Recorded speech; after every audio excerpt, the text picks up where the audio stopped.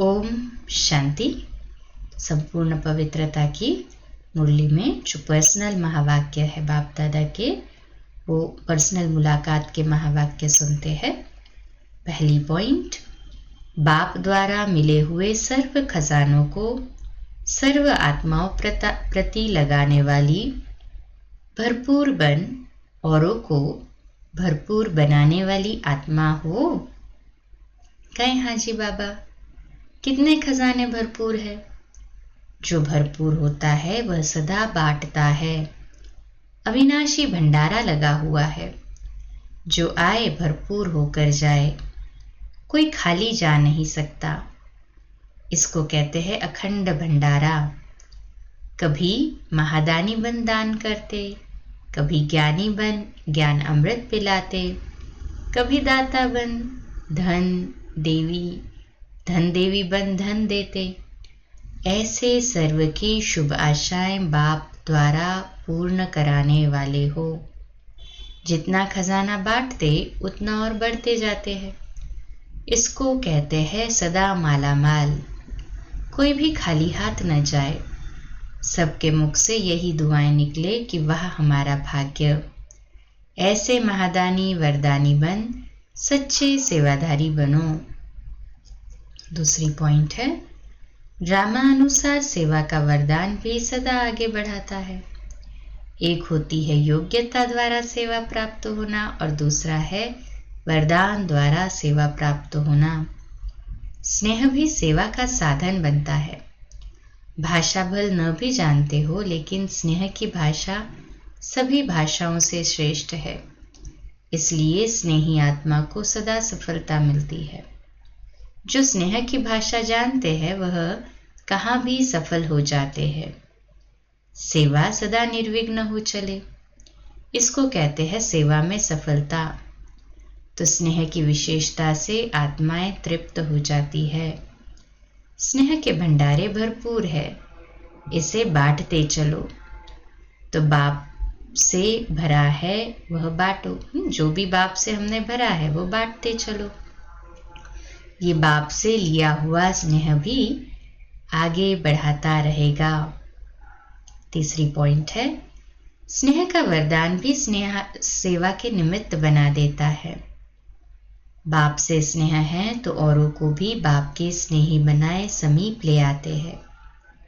जैसे बाप के स्नेह ने आपको अपना बना लिया तो सब कुछ भूल गया।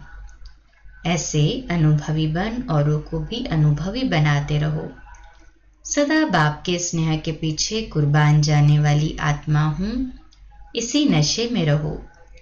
बाप और सेवा यही लगन आगे बढ़ने का साधन है। चाहे कितना भी कोई बात आए, लेकिन बाप का स्नेह सहयोग दे आगे बढ़ाता है। क्योंकि स्नेही को स्नेह का रिटर्न पदम गुना मिलता है। स्नेह ऐसी शक्ति है जो कोई भी बात मुश्किल नहीं लगती, क्योंकि स्नेह में खो जाते हैं। इसको कहते हैं परवाने क्षमा पर फिदा हुए।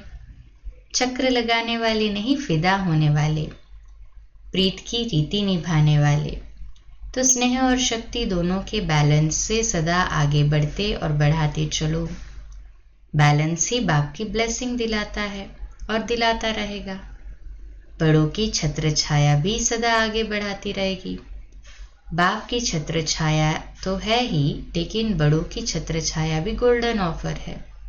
तो सदा आफरीन मानते हुए आगे बढ़ते चलो, तो भविष्य स्पष्ट होता जाएगा। चौथा पॉइंट है, हर कदम में बाप का साथ अनुभव करने वाले हो ना। जिन बच्चों को बाप ने विशेष सेवा के अर्थ निमित्त बनाया है, तो निमित्त बनाने के साथ साथ सेवा के हर कदम में सहयोगी भी बनता है। भाग्य विधाता ने हर एक बच्चे को भाग्य की विशेषता दी हुई है। उसी विशेषता को कार्य में लगाते सदा आगे बढ़ते और बढ़ाते चलो। सेवा तो श्रेष्ठ ब्राह्मण आत्माओं के पीछे पीछे आने वाली है। सेवा के पीछे आप नहीं जाते, जहां जाते वहां सेवा पीछे आती है। जैसे जहां लाइट होती है वहां परछाई जरूर आती है। ऐसे आप डबल लाइट हो तो आपके पीछे सेवा भी परछाई के समान आएगी। इसलिए सदा निश्चिंत बन बाप की छत्र छाया में चलते चलो। लास्ट पॉइंट है, सदा दिल में बाप समान बनने का उमंग रहता है ना। जब समान बनेंगे तभी समीप रहेंगे। समीप तो रहना है ना। समीप रहने वाले के पास समान बनने का उमंग रहता ही है, और समान बनना मुश्किल भी नहीं है। सिर्फ जो भी कर्म करो तो कर्म करने के पहले ये स्मृति में लाओ कि ये कर्म बाप कैसे करते हैं। तो ये स्मृति स्वतः बाप के कर्म जैसा फॉलो कराएगी। इसमें बैठकर सोचने की बात नहीं है। सीढ़ी उतरते चढ़ते भी सोच सकते हो, बहुत सहज विधि है। तो सिर्फ बाप से मिलन करते चलो और यही याद रखो कि बाप समान अवश्य बनना ही है। तो हर कर्म में सहज ही सफलता का अनुभव करते रहेंगे। अच्छा, ओम शांति।